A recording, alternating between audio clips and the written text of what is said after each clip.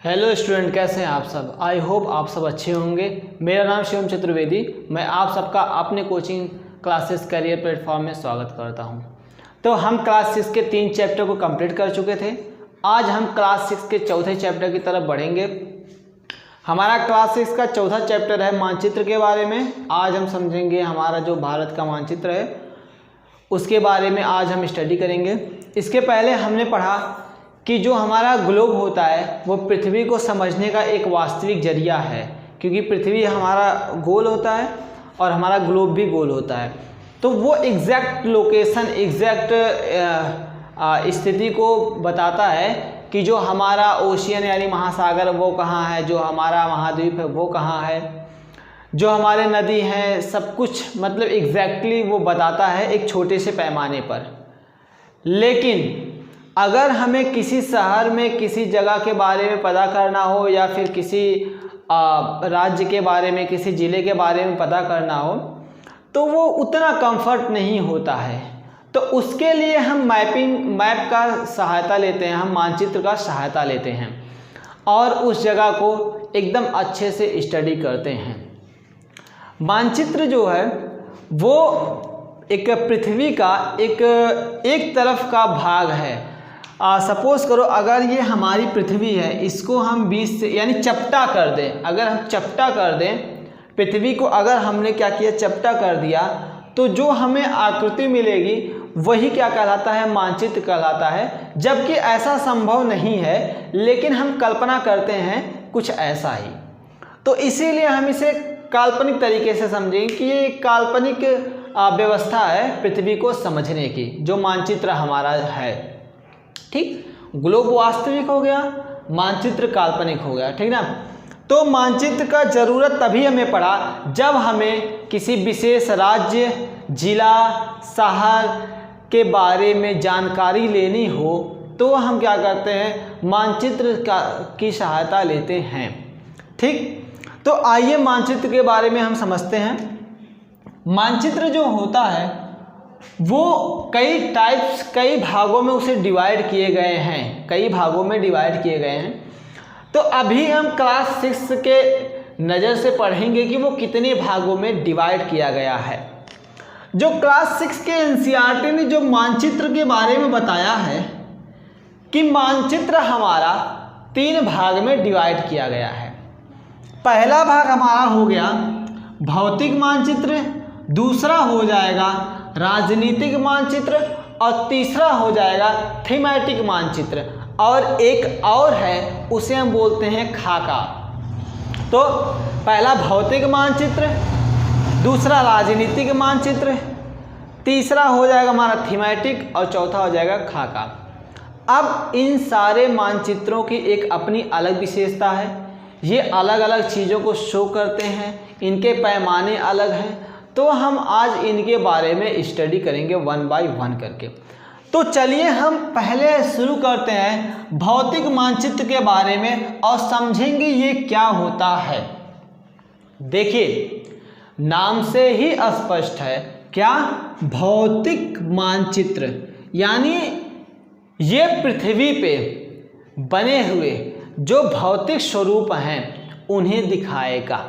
भौतिक स्वरूप मतलब हो जाएगा, भौतिक स्वरूप मतलब जैसे कि हमारा नदी हो गया, पहाड़ हो गया, पठार हो गया, महासागर हो गया, वैसे ही महाद्वीप हो गया।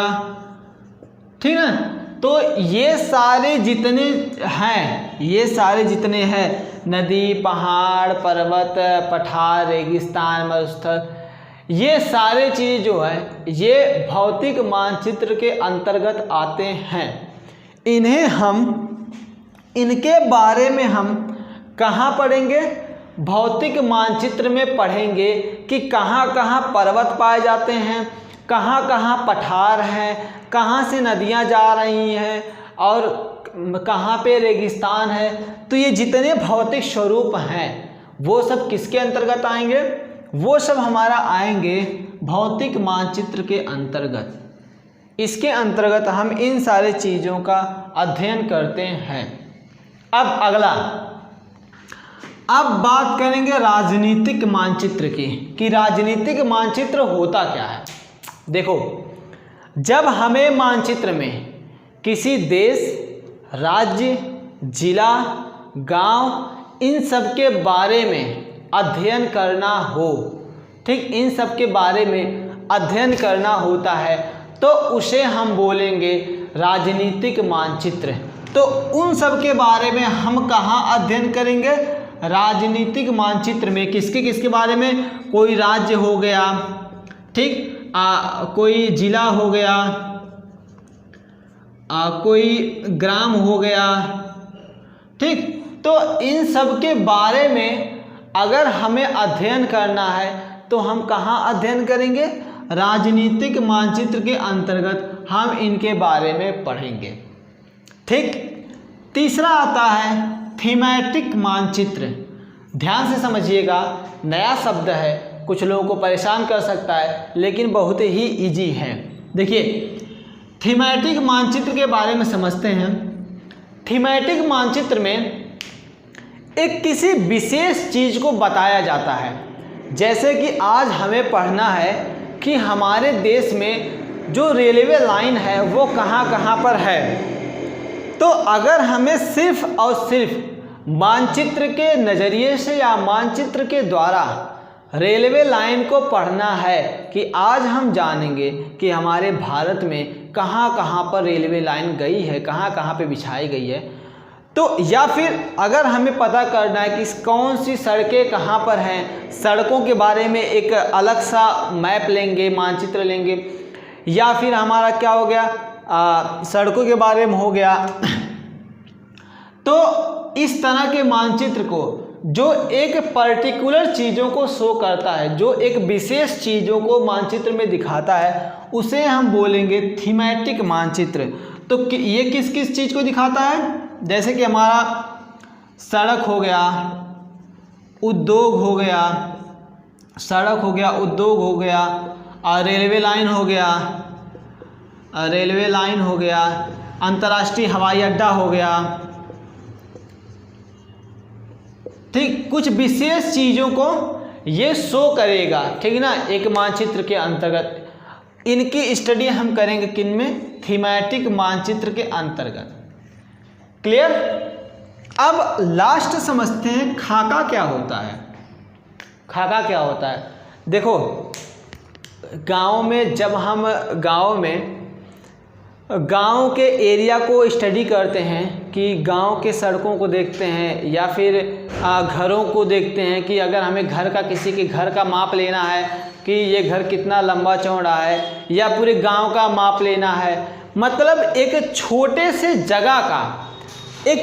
से जगह को एक बड़े पैमाने पर जब हम स्टडी करेंगे, एक छोटे से जगह को एक बड़े पैमाने पर जब हम स्टडी करते हैं तो ऐसे मानचित्र को हम बोलते हैं खाका।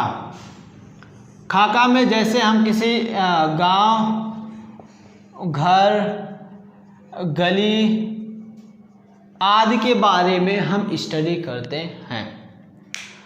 तो ये चारों चीज़ें हमारी कंप्लीट हो गई।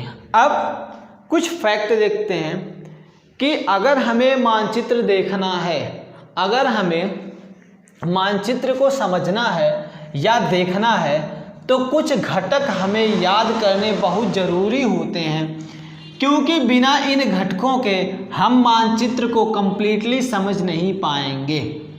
वो घटक आपको बोर्ड पे दिख रहा है, वो घटक है दिशा, दूरी और प्रतीक। दिशा, दूरी और प्रतीक।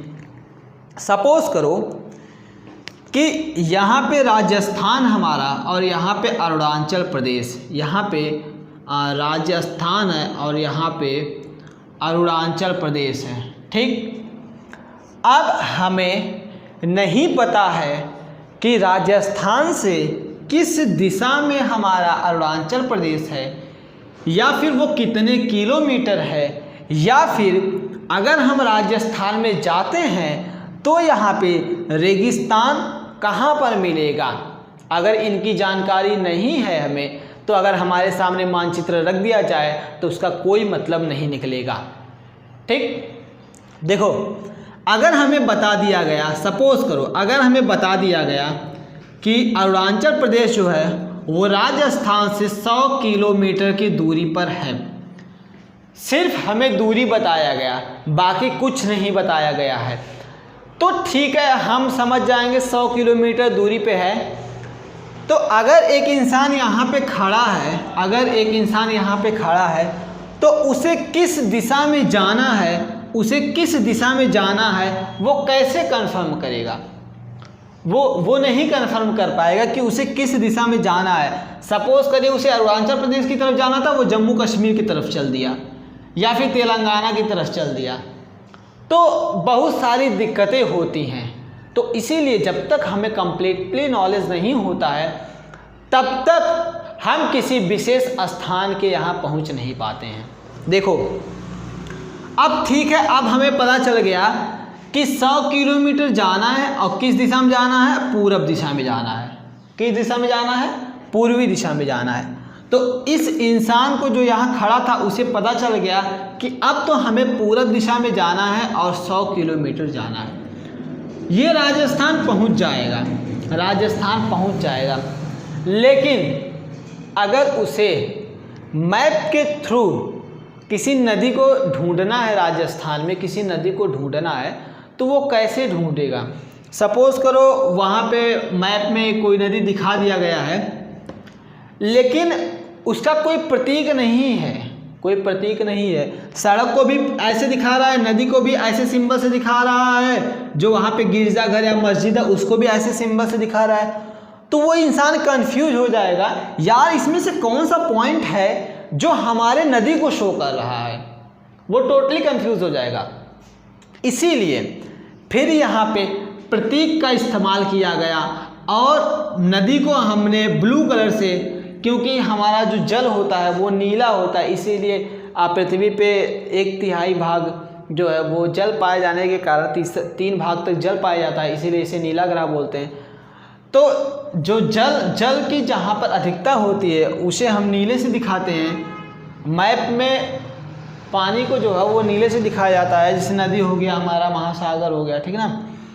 तो फिर क्या किया मानचित्र बनाने वालों ने कि जहाँ जहाँ नदी था वहाँ पे उन्होंने ब्लू साइन से दिखाया है, ब्लू सिंबल या ब्लू नीला प्रतीक दिखा दिया है कि अब तुम मैप में जहाँ जहाँ ऐसा देखोगे समझ जाना कि वो क्या है, वो नदी है। और अब इस इंसान को दिशा भी पता हो गया कि पूरब की तरफ जाना है, दूरी भी पता हो गया कि 100 किलोमीटर जाना है, और इसे मानचित्र में दिख गया कि कहाँ पर हमारा नदी है। ठीक, अब ये एग्जैक्ट लोकेशन पर अपने पहुँच जाएगा।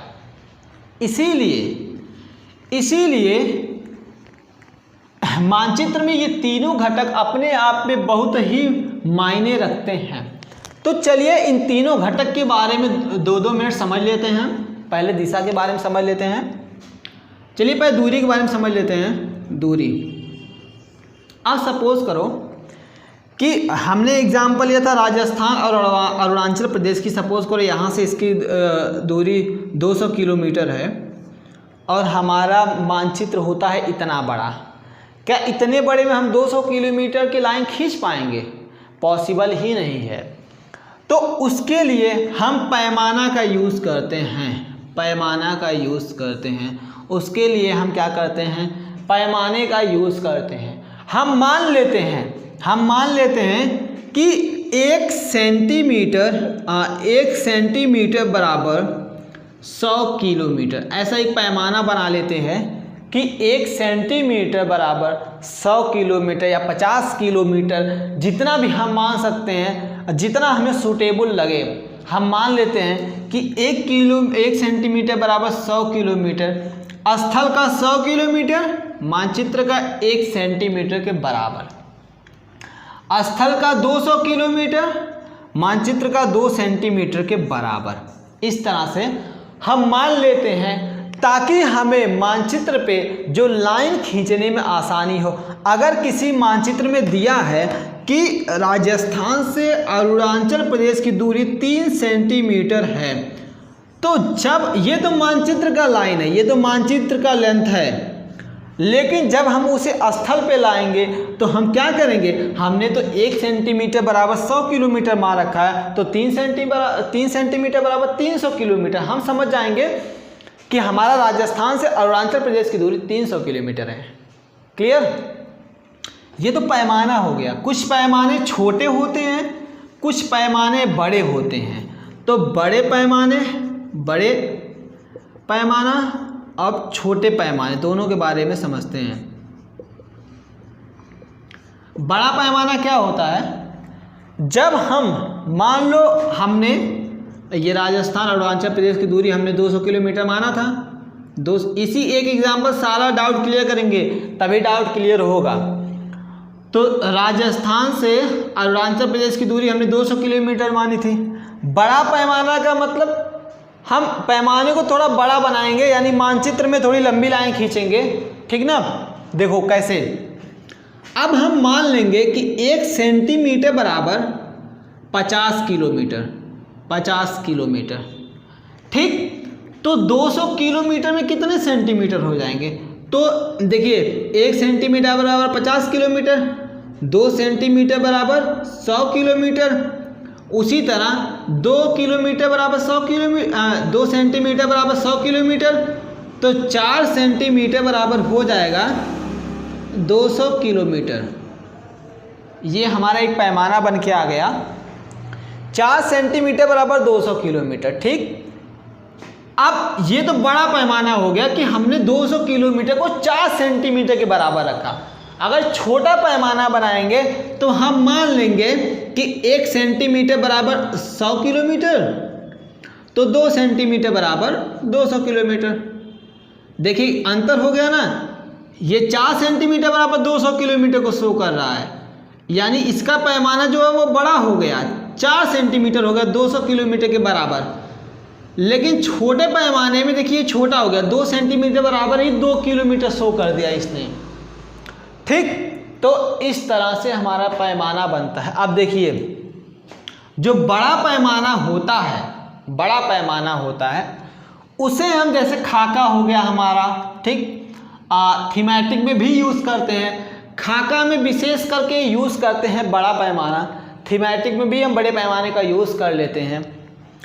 जो छोटा पैमाना होता है जैसे कि भौतिक मानचित्र हो गया, राजनीतिक मानचित्र हो गया, इन सब में हम छोटा पैमाना यूज़ कर लेते हैं। अब देखो एक मानचित्र में जो हमारा एटलस होता है वो इन सब का एक कंप्लीटली रूप होता है। मतलब कि एक एटलस जो होता है उनमें हमारा रेलवे लाइन, सड़क हो गया, महासागर हो गया, महाद्वीप हो गया, शहर, राज्य, हर चीज़ दिखाया जाता है, जिला हो गया। तो इन सबको मिला के जो बनता है उसे कंप्लीटली एक एटलस बोलते हैं।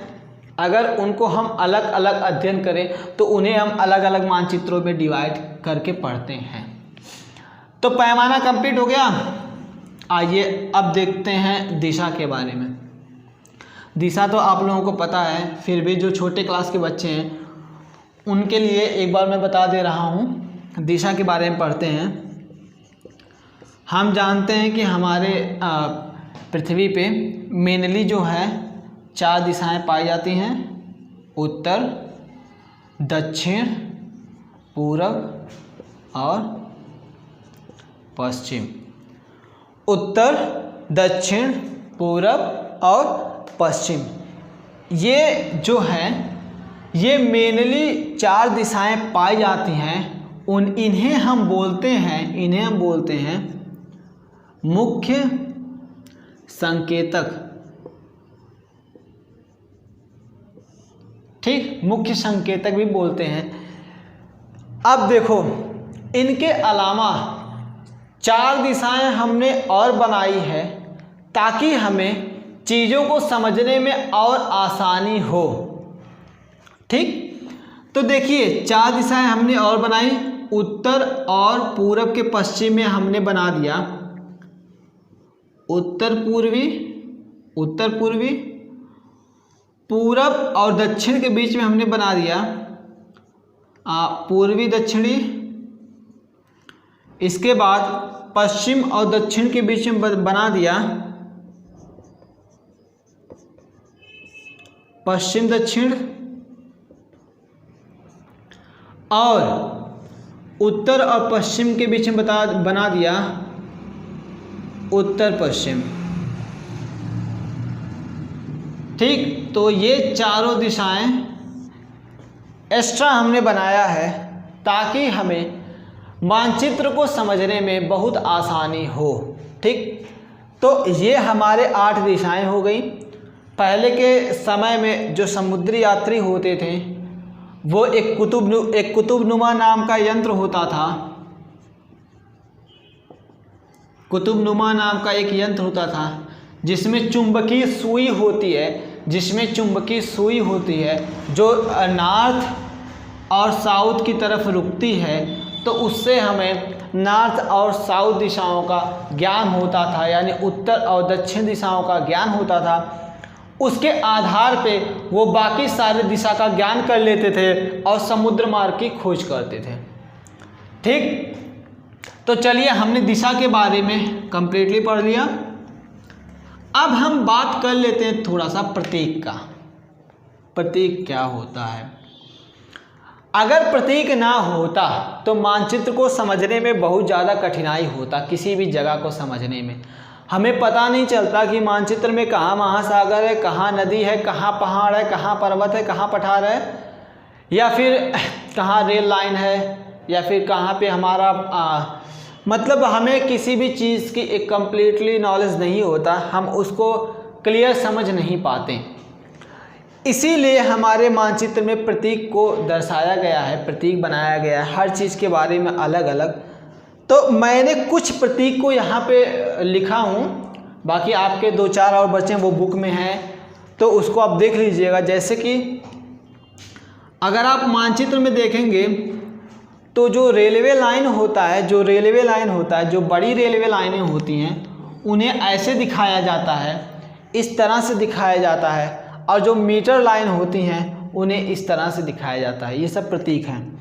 अगर हम सड़कों की बात करें, जो पक्की सड़कें होती हैं उन्हें इस तरह से दिखाया जाता है। जो कच्ची सड़कें होती हैं जैसे कि गांव में होती है, खड़ंजे उड़ंजे टाइप का जो ईंट ऊँट से बना होता है, उन्हें इस तरह से दिखाया जाता है। अगर हम सीमा की बात करें तो जो अंतर्राष्ट्रीय सीमा होता है, जो एक देश से दूसरे देश के बीच में बना होता है अंतर्राष्ट्रीय सीमा, वो इस तरह से दिखाया जाता है। देखिए, इनमें पहले एक लाइन, फिर पॉइंट, फिर लाइन, फिर पॉइंट। जो राज्य सीमा होता है उनमें पहले लाइन, फिर पॉइंट, फिर लाइन, फिर पॉइंट, फिर लाइन। लाइन से शुरू हो रहा है, लाइन पे ख़त्म हो रहा है। अंतर्राष्ट्रीय में लाइन से शुरू हो रहा है, पॉइंट पे ख़त्म हो रहा है। जो जिला में जो सीमा खींची जाती है एक जिला से दूसरे जिला के बीच में, उनकी सीमा मानचित्र में कुछ इस तरह से दिखाई जाती है। अगर आपको मानचित्र में कुछ ऐसा सीमा मिले, ऐसा लाइन मिले, तो आप समझ जाइए कि यह लाइन 2 जिले को अलग कर रही है। यहाँ पे कुछ और भी सिंबल हैं, जैसे कि हमारा पीओ हो गया, पोस्ट ऑफिस हो गया, फिर पीटीओ हो गया, पोस्ट टेलीग्राम ऑफिस हो गया, फिर हमारा पीएस हो गया, पुलिस स्टेशन हो गया। ठीक, तो इस तरह से ये कुछ हमारे सिंबल हो गए। ठीक, इसके बाद यहाँ पे दिखाया गया है, ये हमारा नदी हो गया, ये कुआं हो गया, ये तालाब हो गया। इन्हें ब्लू कलर से दिखाया जाता है क्योंकि इसमें पानी भरा होता है, इनमें पानी होता है। कुएं को ब्लू कलर से नहीं दिखाया जाता है। ठीक, ये हमारा प्रतीक हो गया।